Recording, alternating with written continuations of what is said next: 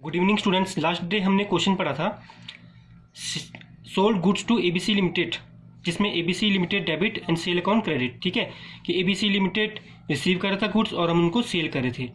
अगर इसमें कुछ डिफेक्टेड गुड्स निकल जाता है, मतलब एबीसी लिमिटेड के पास हो सकता है क्वेश्चन हमारा कि ABC limited return goods of rupees 15,000 की, उनके पास 15,000 का गुड्स डिफेक्टेड निकल गया तो वो हमारे को वापस करेंगे। ठीक है, तो इसका मतलब ये कि sale return account debit to ABC limited account credit, कि अब वो एबीसी लिमिटेड वो हमें गुड्स दे रहा है इसलिए वो क्रेडिट और हम ले रहे हैं, तो सेल रिटर्न वो रिसीव में आएगा, वो डेबिट आएगा, जिसमें एंट्री जाएगी आपकी क्रेडिट नोट में। क्रेडिट नोट में क्यों? क्योंकि हम उनको एक क्रेडिट नोट देंगे कि कितना हम गुड्स उनसे वापस रिसीव कर रहे हैं, अब हमें पेमेंट कितनी चाहिए। तो जैसे 25,000 की हमने उनको सेल किया था और 15,000 का वापस रिसीव करें तो हम 10,000 की अमाउंट ही उनसे रिसीव करेंगे, तो ये क्रेडिट नोट में मेंशन की जाएगी। अब ये जो credit note and debit note effect किया था ये कहाँ से? F11 प्रेस करके फिर यहाँ पे use debit credit notes yes किया था, तो इससे ये एक्टिव हुआ था।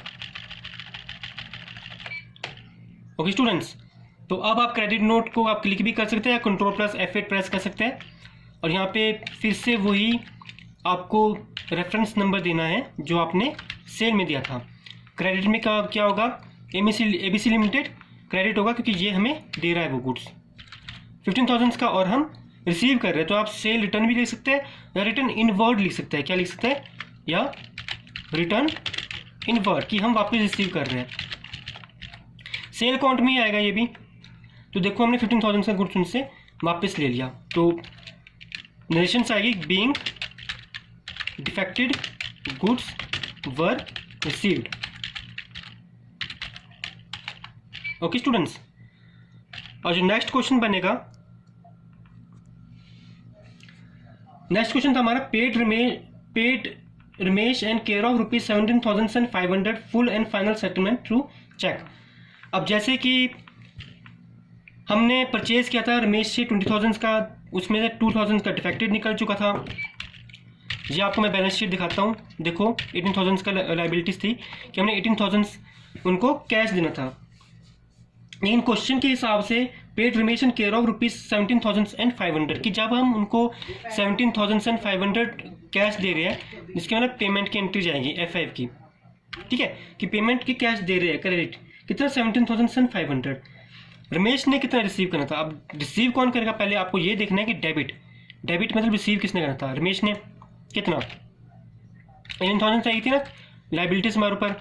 ठीक है, तो 18,000 रिसीव हम किस तरह से कराएंगे? 18,000 लिखेंगे और क्रेडिट हम जो चेक के थ्रू उनको फाइनल सेटलमेंट दे रहे हैं, नहीं चेक के थ्रू हमने फाइनल कैश दे रहे हैं 17,500, कि जब हमने चेक दिया मतलब बैंक से, एक्सिस बैंक से, हमने एक्सिस बैंक से 17,500 का चेक दिया।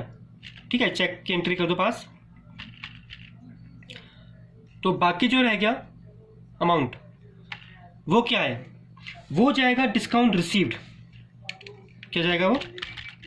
इसको आप Alt+C करके प्रेस करेंगे लेजर के लिए, डिस्काउंट रिसीव्ड अकाउंट किसमें जाता है? अगर जब आप डिस्काउंट रिसीव हो रहा है आपको, तो वो इनडायरेक्ट इनकम है। अब आपको ये सोचना है कि इनडायरेक्ट इनकम कैसे?